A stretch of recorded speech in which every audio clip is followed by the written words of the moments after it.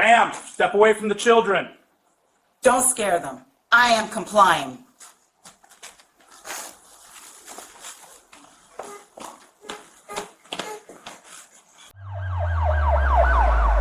The morning air in Oak Creek, Georgia, carried the heavy, sweet scent of blooming azaleas and damp red clay. It was a Monday, just after 10:15 a.m., and the sun was beginning to bake the dew off the playground equipment at Little Oaks Early Learning Academy. Inside the building, the atmosphere was a carefully curated symphony of soft sounds, the rhythmic thumping of a wooden block tower being built, the distant hum of a refrigerator in the staff kitchen, and the gentle melodic voice of a teacher guiding her students through a morning song. This was a place where the world was supposed to make sense, where colors were bright, and where every adult was a protector. The windows were decorated with paper sunflowers and hand-drawn rainbows that caught the Georgia light, casting soft hues across the alphabet rugs. It felt like a fortress of innocence, tucked away in a quiet suburb just 30 minutes outside the sprawling bustle of Atlanta. For over 12 years, Little Oaks had been the heartbeat of this community, a sanctuary where parents left their most precious treasures before heading off to work.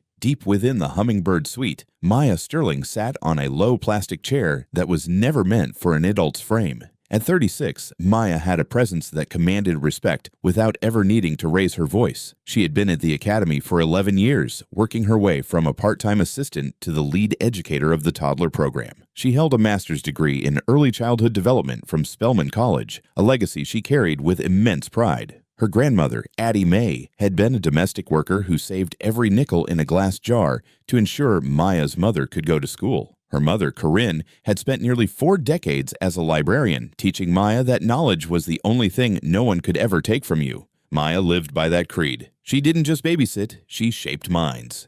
She knew which child needed a specific stuffed rabbit to fall asleep and which child's parents were going through a difficult divorce. To the 14 toddlers in her care, she wasn't just Miss Maya. She was the sun around which their little world orbited. As Maya leaned down to help a young boy named Leo tighten the Velcro on his sneakers, she felt a profound sense of peace. The world outside Oak Creek was often loud and chaotic, but here, everything had a place. Before we continue into the events of that fateful Monday, I want to ask you to stay with us until the very end. The story of what happened to Maya Sterling and the children of Little Oaks is one that challenged the very foundations of civil rights in this country. And the resolution is something you won't soon forget. If you value deep dives into stories that matter, consider subscribing and joining our community of thoughtful viewers. Now, as Maya patted Leo on the shoulder, the peace of the Hummingbird Suite was about to be shattered by a sound that didn't belong in a house of learning. The front door of the academy didn't just open, it was breached.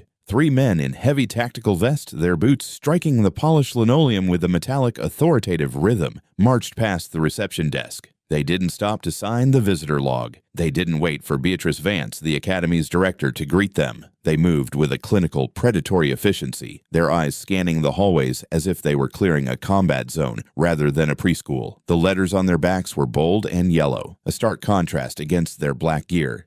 Federal agents. Through the glass partition of the Hummingbird Suite, Maya saw them approaching. Her first instinct wasn't fear for herself, but a protective surge for the children. She stood up slowly, her heart beginning to hammer a frantic rhythm against her ribs, but her face remained a mask of professional calm. She knew these children took their cues from her. If she panicked, they would break. The lead agent, a man named Marcus Thorne, pushed open the door to the Hummingbird Suite. He was a man who seemed to have forgotten how to speak in anything other than a bark. Beside him were Agents Holloway and Vance, younger men who shadowed his movements with practiced aggression. The smell of the room, usually a mix of lavender, disinfectant, and apple juice, was suddenly overpowered by the scent of heavy nylon and gun oil. Thorne didn't offer a greeting. He didn't explain the nature of his presence. He simply looked at Maya and demanded her identification. "We're conducting a workplace authorization audit," Thorne stated, his voice flat and cold, cutting through the background chatter of the toddlers. "We need to see your papers and proof of legal residency. Now."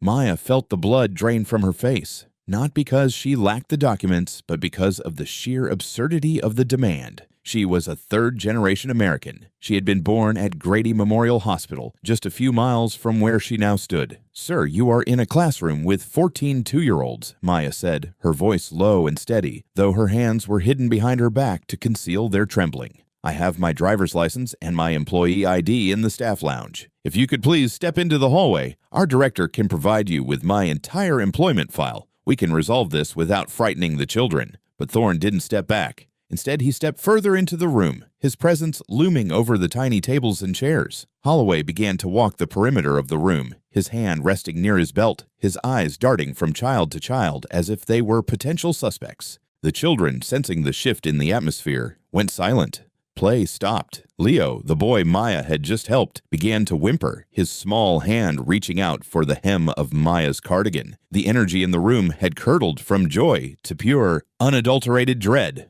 "I'm not asking you to go to the lounge," Thorne growled. "I'm telling you to produce identification here and now, or you will be detained for non-compliance. At this moment, I'd love to hear from you in the comments. How would you react if you were in Maya's position, responsible for a room full of children while facing such an aggressive show of force? It's a terrifying scenario to imagine." Maya's mind raced. She thought of her mother's birth certificate in the safe at home. She thought of her Spelman diploma hanging on her bedroom wall. She thought of the countless taxes she had paid and the community she had served. It felt as though her entire life was being reduced to a question of papers. She looked at Thorne and saw no humanity in his eyes, only a rigid, misplaced sense of authority.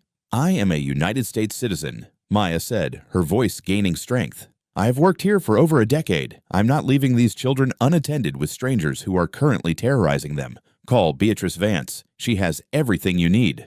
Thorne didn't call the director. Instead, he reached out and grabbed Maya's arm. The contact was jarring, cold, hard, and entirely unnecessary. Maya flinched, but she didn't resist. She knew that any sudden movement could escalate the situation further. "You're coming with us," Thorne said. Before Maya could even process the words, the sound of ratcheting metal filled the room. The handcuffs were snapped onto her wrists with a finality that felt like a death sentence. The Hummingbird Suite, once a place of laughter, erupted into a cacophony of screams. 14 toddlers, seeing their beloved Miss Maya bound like a criminal, lost their collective sense of safety. They didn't understand the law or federal mandates. They only understood that the person they trusted most was being taken away by men who looked like the monsters from their nightmares. Leo began to shriek, a raw, guttural sound that tore at Maya's heart. He tried to run toward her, but Agent Vance stepped in his way, his large frame acting as a wall between the toddler and his teacher. Leo tripped, falling hard onto the alphabet rug, his cries turning into breathless gasps. Other children began to wail, some hiding under tables, others standing frozen in place, tears streaming down their faces. Maya was led out of the room, her head held high, even as her soul felt like it was being crushed.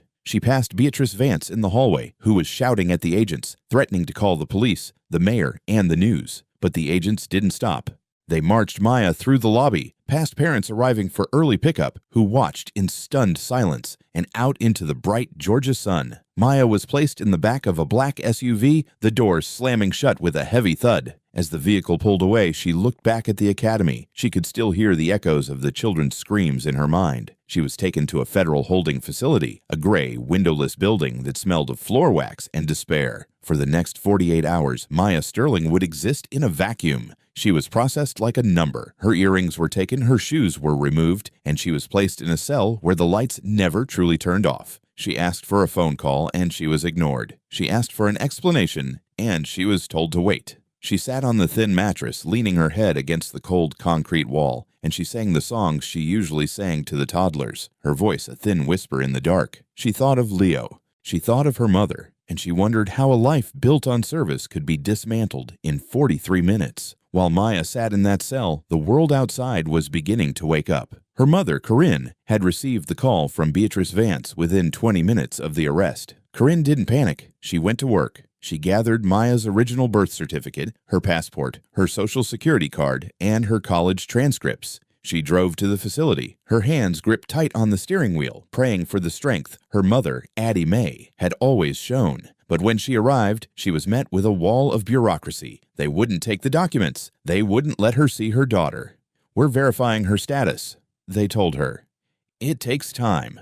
Corinne sat in the waiting room for 2 days, refusing to leave, her presence a silent, dignified protest against the injustice unfolding behind the heavy metal doors. The story of Maya's arrest had already hit social media. A parent had captured a 30-second clip of Maya being let out in handcuffs and posted it to Facebook. By Tuesday morning, it had been shared 50,000 times. The community of Oak Creek was outraged. This wasn't just about Maya. It was about the sanctity of their children's environment. If a teacher could be snatched from a classroom without cause, who was safe? The media began to circle Little Oaks, their cameras pointed at the paper sunflowers in the windows. The pressure was mounting, but inside the facility, the agents remained unmoved. They were waiting for a system to confirm what they already knew, but refused to acknowledge. They had made a catastrophic mistake. On Wednesday morning, nearly 50 hours after she was taken, Maya was finally released. There was no apology, no explanation. Just a guard handing her back her shoes and her earrings and telling her she was free to go. When she walked out of those doors and saw her mother waiting in the parking lot, Maya finally broke. She collapsed into Corinne's arms, the weight of the trauma finally crashing down on her. But as they drove away from the facility, Maya didn't talk about the cold cell or the lack of food. She talked about the children. "They saw it, Mama," she whispered. "They saw what they did to me." Enter Elena Rodriguez. Elena was a civil rights attorney with a reputation for being a relentless advocate for those chewed up by the system. She had seen the viral video, and when Beatrice Vance called her, Elena didn't hesitate. She met with Maya and Corinne in their small, sun-filled living room. Elena listened as Maya described the clicking of the handcuffs and the look in Leo's eyes. She listened to Corinne describe the 2-day wait in the lobby. And then Elena looked at the security footage Beatrice had provided. There were 10 cameras in Little Oaks, and they had captured every second of the 43 minutes the agents were on site. "This isn't just a mistake," Elena said, her voice sharp with determination.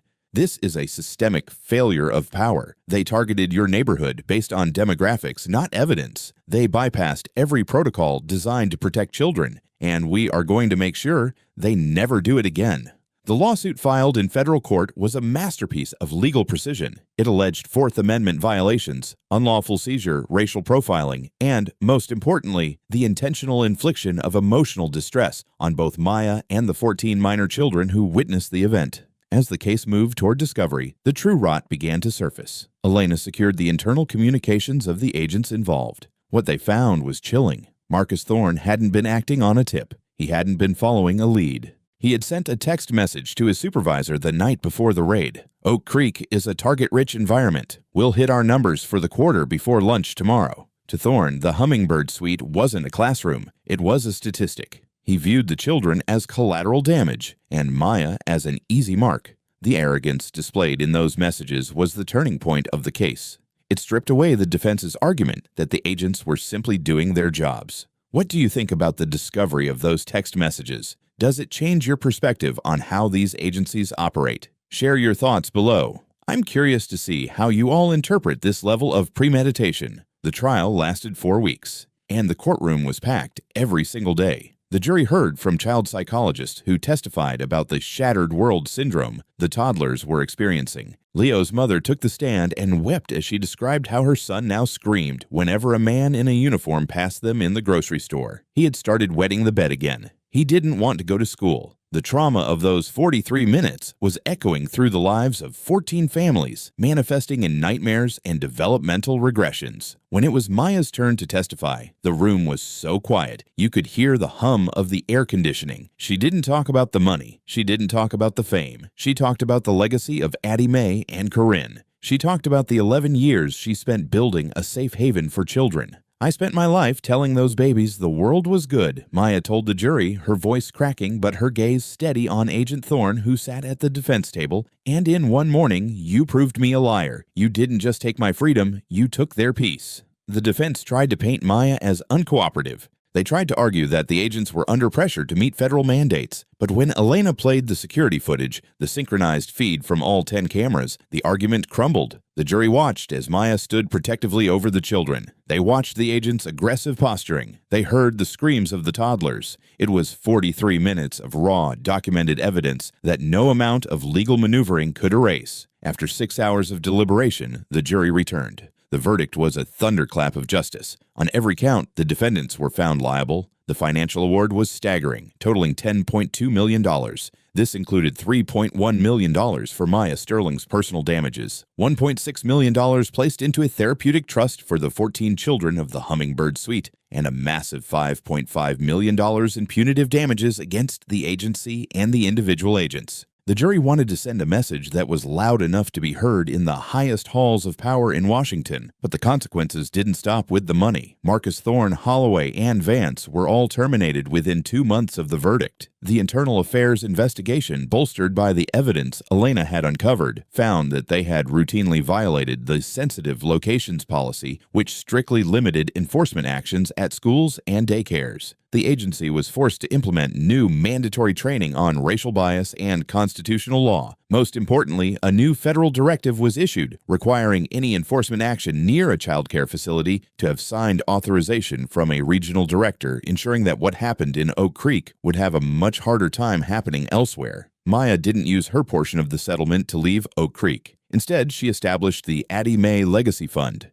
The foundation provides full-ride scholarships for women of color pursuing degrees in early childhood education, ensuring that more teachers like Maya would be in classrooms advocating for the next generation. She also funded a community center in Oak Creek that offers free trauma counseling for families affected by systemic violence. 1 year after the trial, Maya returned to Little Oaks. She wasn't a lead teacher anymore. She was the assistant director of education. On her first day back, she walked into the Hummingbird Suite. The room had been repainted, but the paper sunflowers were still in the windows. A new group of toddlers was playing with blocks, their laughter filling the air. As she stood there, a little boy, now 4 years old, ran into the room for the Academy's after-school program. It was Leo. He saw Maya, and for a second he froze. But then a wide, gap-toothed smile spread across his face. He ran to her, and Maya knelt down, gathering him into a hug that felt like the closing of a circle. The story of Maya Sterling is more than a legal victory. It's a testament to the resilience of the human spirit and the power of a community that refuses to be silenced. It reminds us that justice isn't just something that happens in a courtroom. It's something we build every day by standing up for what is right. As we finish this journey together, I want to ask you,